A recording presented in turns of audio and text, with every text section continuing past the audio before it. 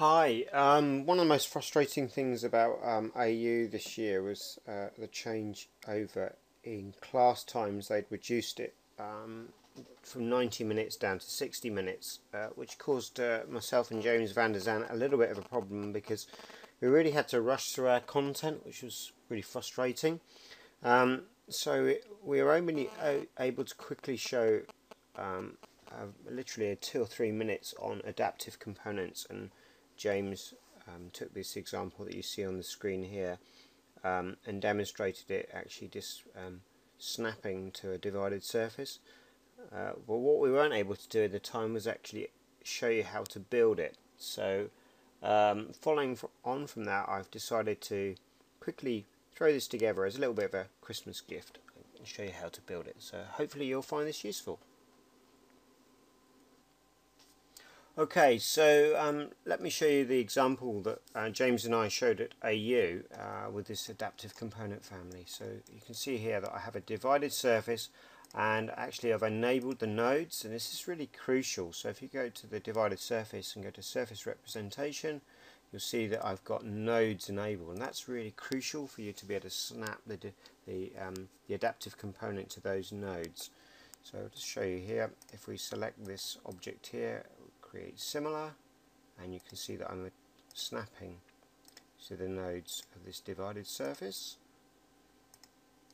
and that will build that shape or piece of geometry there. And I'm going to do the same thing again. I'm actually going to do it onto this sloping surface here. Okay.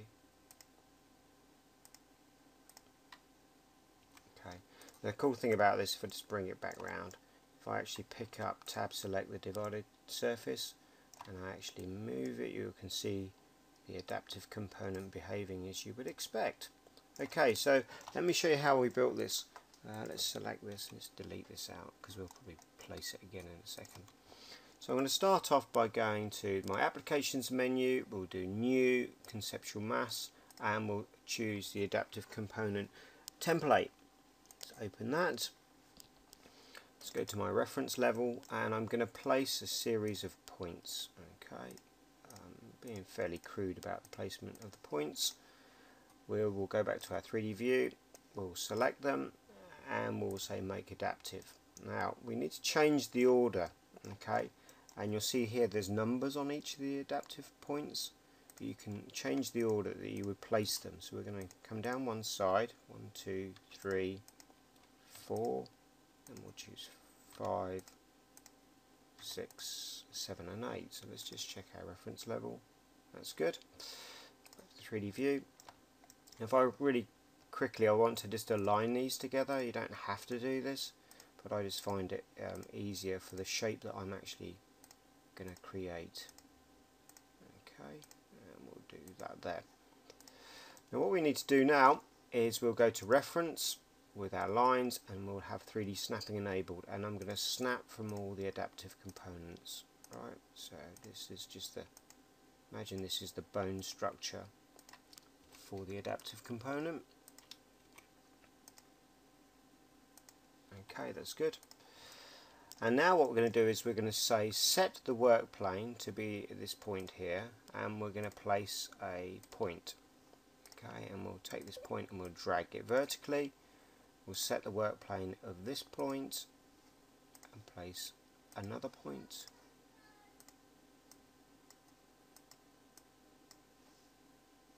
Okay, so what we need to do is set the work plane for this final point and place another point here. Okay, let's drag these all up. So this is going to be the controlling point, this one here, and we'll add a parameter to that, and we'll say that's P1. We'll make an instance parameter.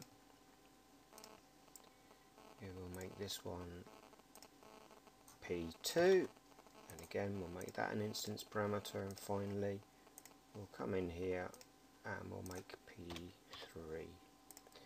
So this driving parameter point here will drive these other 2 points. Okay, so we'll say here that obviously P1's the highest one, and we'll say P1.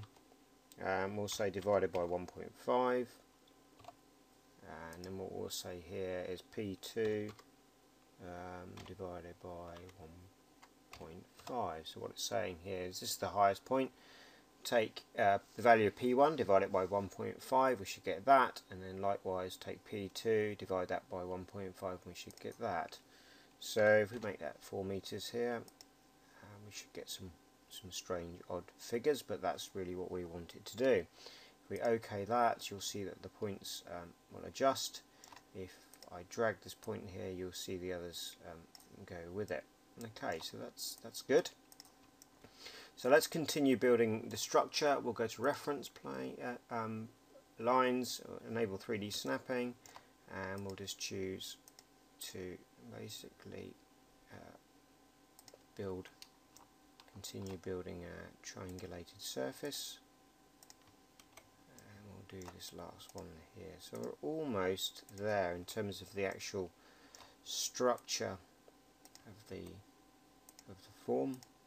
Now, in the time that I've got, I can't really show you how to add a profile to it, but it's pretty easy. You've seen articles that I've done before of adding a profile to these paths, but what we'll do is just continue building the actual surface, and we'll take another reference plane there. So you can see I've basically triangulated this whole form. So the next thing to do is we'll take these reference lines, and we're going to choose create form, and we just need to basically choose the flat surface, and we'll do the same here. So you can work your way through this. Actually, what I'll do is just skip on a little bit so you can see what I've done.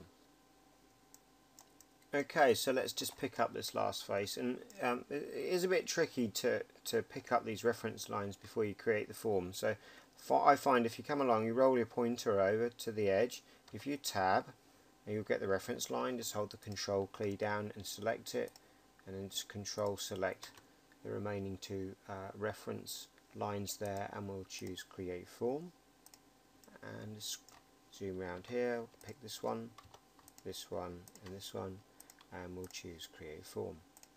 So that's the basis of our adaptive component completed. As I said, if you wanted, you can actually add profiles and all sorts of wacky things with it, but let's just check to see if the parameters are still working for us. We haven't broken them, so we'll change this to 4 meters and apply it, and you should see that this fella should move up and down. In fact, what we'll do is we'll just change this over here, and we're really extreme, we'll make that 6 meters.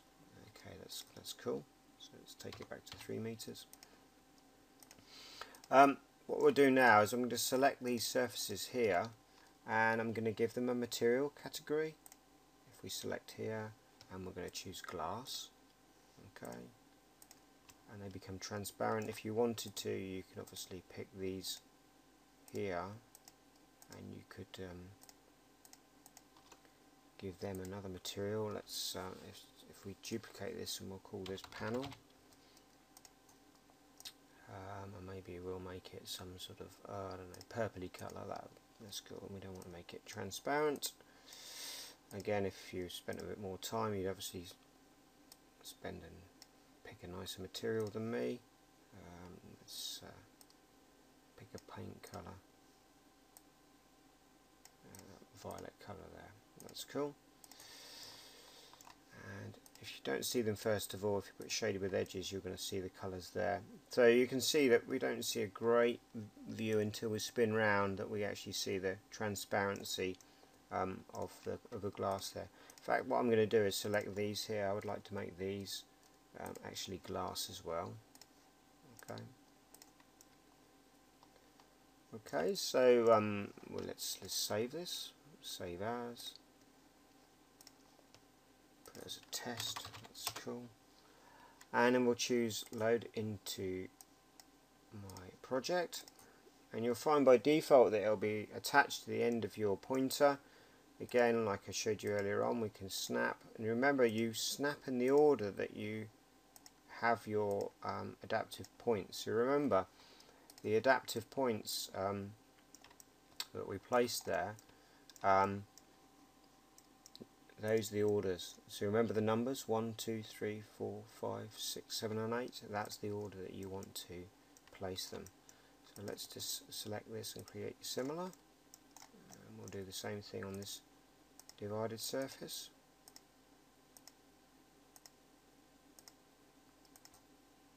Okay. Now you can see the glass that I've applied to this actual family is really transparent. You can see right through it, but we can go in and adjust that like I've done on this version here. Just to show you the points positioning and changing. So remember I had them point 1, 2 and 3 and they scaled down. So let's just change this. Let's make this, say, let's make that 2 meters and apply that, and you'll see it'll adjust the panels. Obviously there will be a point where you can't take it back any further, but it creates some quite interesting look and feel to the geometry. Do some weird wacky things with it, and go back to our 3D view. You can obviously utilise this concept in Vesario and full on Revit. So hope you found this useful.